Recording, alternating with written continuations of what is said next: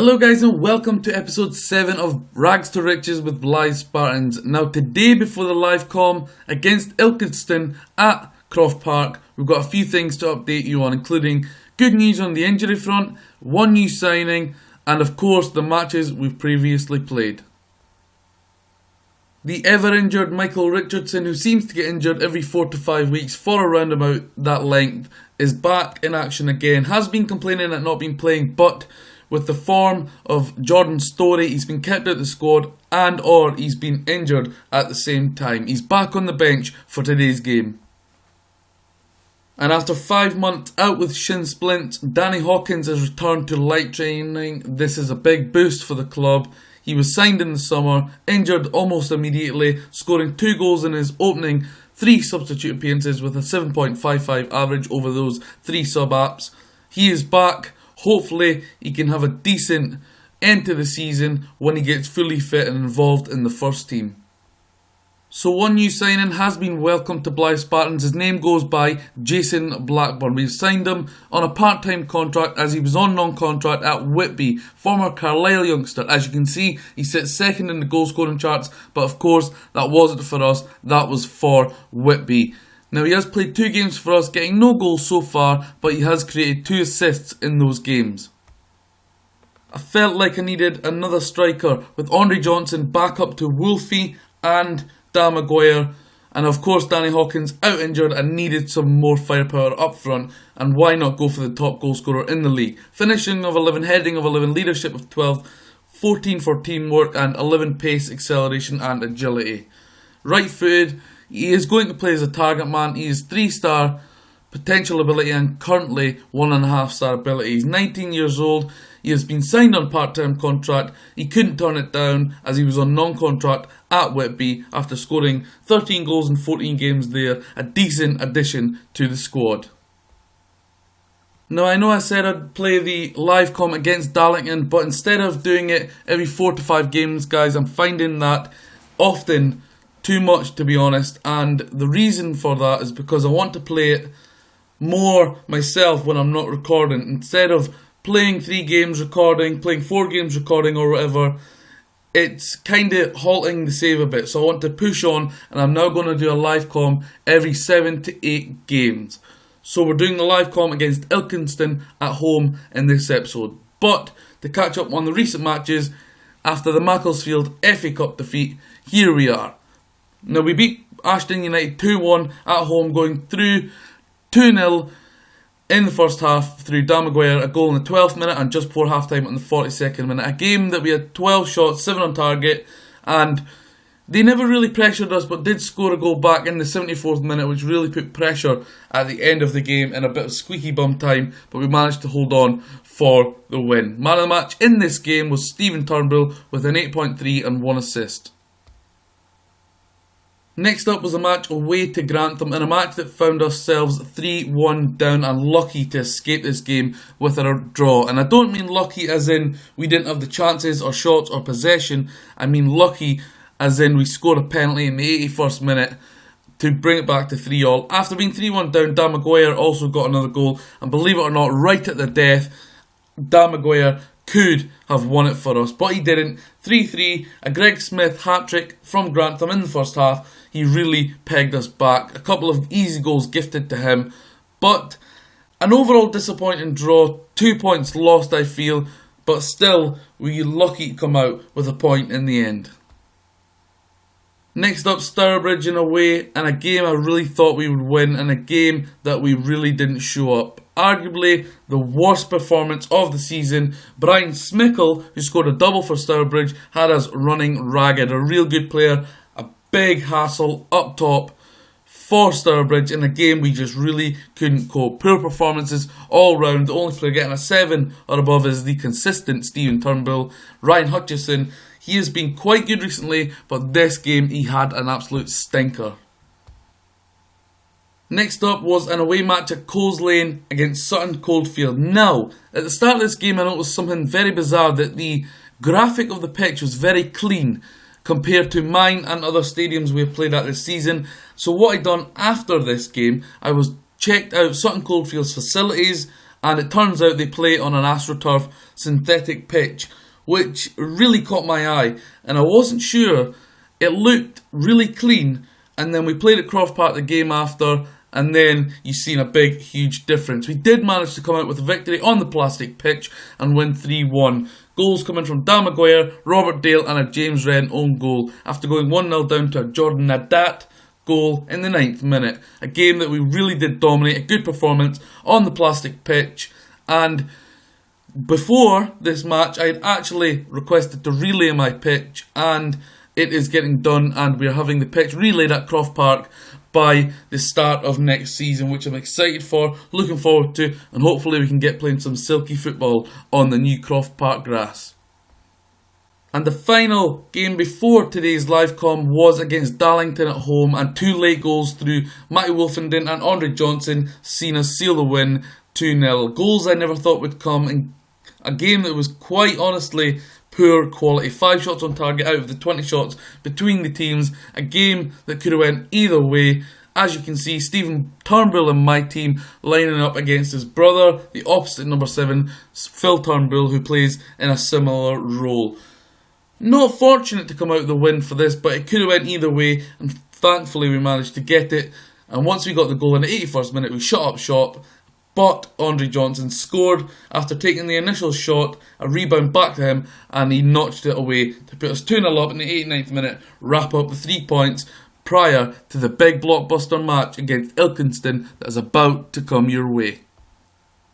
So here is the table, guys. 20 games in, 26 games remaining. Out of the 20 we have won 11, drew 4, lost 5, and we have scored 36 goals, conceding 28. 28 is far too many goals to be conceding, considering Buxton, who are above us, have only conceded 12. 36 is pretty decent. I believe we are the 3rd highest goal scorers in the league, but Colwyn Bay are ahead of us by 5 points, and the 4 teams after the automatic promotion spot as title champions are all on 37 points.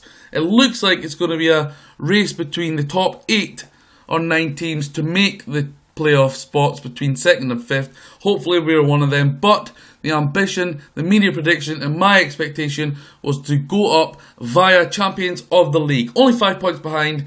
Who knows, all to play for. As you can see, level on points with Ilkeston. We're about to play them at Croft Park in the live com. Let's do this. Come on, the Spartans. So tactically, we have tweaked it again. We are lining up with 4 at the back, the standard 4, and 2 in the middle. Turnbull and Story, those 2 have really been the shining lights of this season. Now, we don't have a right midfielder, we've taken that out, and the reason I've taken it out is because I feel Wearmouth or Hackney, who played on the right, were quite ineffective and nothing was happening there. So what I've done is changed the tactics a bit. I've stuck Blackburn up front as a target man, kept Maguire as the advanced forward, Wolfie behind in his natural position as a shadow striker. Hopefully he can be a bit more creative instead of just trying to score the goals, and he can chip in with goals also. Robert Dale on the left, and what we've done, guys, here is look to exploit the left hand side of the pitch through our main guy, our main winger, the experienced legend and captain of the club, Robert Dale. So here we are. I've told the boys that I expect our run to keep going. It's a big match, a big 3 points at stake that could see us move in to 2nd spot in the league should results go our way. Match stats, as usual, on the left hand side to let me know how our boys are doing, and of course when there's no highlight you will see the observation and performance analysis of my assistant manager right there. Tactically, performance and observations from Lee Picton's feedback. 8 minutes in, not a lot happening, 1 shot for each side. Watson, Wolfenden. Wolfenden is very deep, right next to his own 18-yard box. Maguire dribbles it forward, out wide to Nicholson. Pulls back into Story, being a great signing has Jordan Story, the free agent. Nicholson again, cutting inside, poor ball. Luto, Guthmai, Williams, Edwards for the opposition Ilkeston. Tough game today, arguably one of the toughest of the season, apart from the league leaders Colwyn Bay where we drew 3-3. Cross it in and it is headed away, and Watson has now got the ball, plays into Story. Doyle on the right hand side, the number 2, plays it forward to Wedderburn, cross it in, and it looked like it hit the post there. Knocked out of play, corner to Ilkeston. Doyle swings it in. Parker intercepts. Plays it forward to Blackburn. Big match for the guy. Second top goal scorer in the league. Guthman is through. Nicholson takes it off and McHugh clears it long. Story. And that brings the end to that phase of play. We don't seem to be having a lot of the ball here, although possession on the left hand side tells us we have 5% in our favour to 55%. Will Edwards through and he misses. That was a good chance for the opposition. 26 minutes gone at Croft Park, 0-0 in a tight affair between two of the top four sides in the league. 5 minutes till half time. Turnbull having a 7, he's playing okay, really consistent performer this season. Luto, Edwards, Williams. We're not going to concede right before half time, and Blake puts it wide, thankfully. Would have been a disaster of a time to concede there. It's not been a bad half, it's been a half that's really tight affair, not much happening. I'll tell the boys that we can still win this. I'm going to put them highly structured, I want them to tighten up and focus more on each individual phase of play.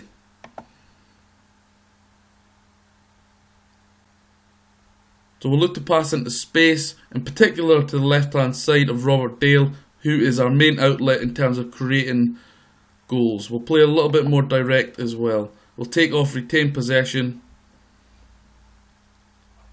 And that is about it so far, guys. I'm going to play a little bit higher tempo. Hopefully we can catch them off the break early on in the second half.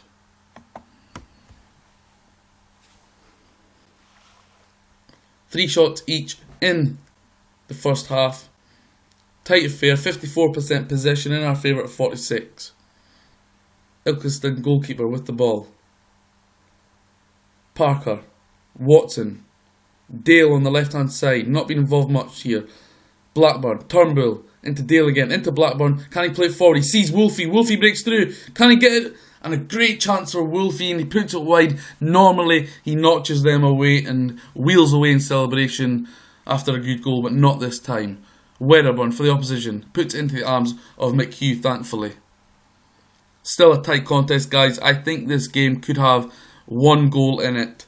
One goal could see the 3 points being taken away from Blyth or Ilkeston in this game. It's going to be a tight affair. Maguire again, and half chance there for Dan Maguire. He's not had the best of games, a 6.3. I was about to make a substitution there before the corner from Turnbull. Wolfenden. Turnbull again, plenty of space across it in. Story on the edge of the box. Plays it in. And he loses the ball. Our number 11, I believe, Robert Dale. Edwards. Through to Williams. Luto wide. And Edwards. It goes a little bit too far in. Pulls it back to Doyle. And puts it wide. So let's make that substitution that I was about to. Coming off is the very nervous Dan Maguire. Coming on is Andre Johnson. Coming off is the captain, Robert Dale. Coming on is Simon Hackney. Andre Johnson, he's a good player. He really does make a difference from the bench. Hackney not getting a look in as it stands since we took that opposite winger off. I think he can make a real difference to us today. And also, I'm just going to have a team talk. I'm going to passionately encourage the team. Hopefully this can make a difference. 63 minutes gone at Croft Park. Big game here. One goal could separate these two teams. It's very tight. A draw wouldn't be the worst of results, but we're at home. Hopefully we can get a win. Hackney on the left hand side. Will he take his man on? No. Pulls it back to Watson. Parker. Turnbull in the middle. Plays it forward to Blackburn. Blackburn. Can he make the pass? Pulls it back to Story. Turnbull again. The key player in this formation. He's good when it comes to passing and creating play is Turnbull. There he goes again. As you see in most live comms, he picks up a lot of the ball. Story. Into Wolfie. Wolfie to Blackburn. Blackburn. Can he get it across? And a sort of half attempt there from Blackburn. Still yet to get his first goal for the club in his third appearance. He has created 2 assists so far. Watson. 15 minutes to go, guys. I'm going to make another team talk here. I'm going to assertively tell the guys to push forward. We're at home. We have the assertiveness. We want this victory. Hopefully it doesn't come back to bite us. Edwards with the opposition. Ilkeston with the ball. Guthmai, number 10, plays it forward to Goddard. Into Edwards, and he's got free space. And Edwards has put Ilkeston, Jonathan Edwards has put Ilkeston 1-0 ahead with his 17th goal of the season. And with 11 minutes to go, it's looking like a poor result that will see us slip down the table and fall further behind the likes of Ilkeston and Colwyn Bay. Disappointing goal to lose. Edwards in acres of space.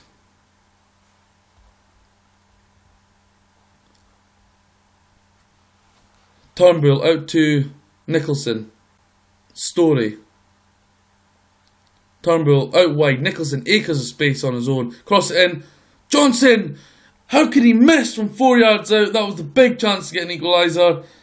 And I feel our chance is now gone begging. No striker should miss from there. Really, really disappointing. A poor result. I'm really gutted about this. A big match. Big chance. Big opportunity. And we've thrown it away with a 1-0 defeat at home to Ilkeston, and I'm really, really disappointed by that.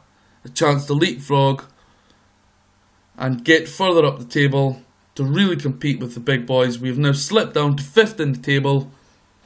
We are on 37 points, 8 points behind Colwyn Bay, who lead the way, and 3 points behind Ilkeston. Fortunately for us, Buxton Marine did not capitalise. They only picked up 1 point between the two of them. Not the end of the world, but a disappointing defeat nevertheless.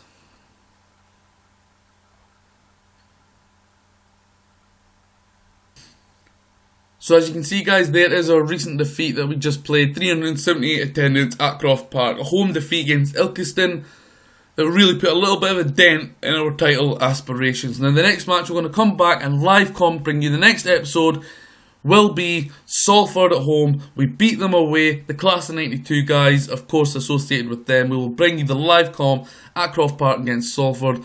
While before that, I will play Marine away, Barwell away, and Rushall away in a row. 3 matches away in a row before welcoming Ramsbottom at home, then Nottingham away, Whitby at home, Workington away. Then it's the big one. The next live Salford at home.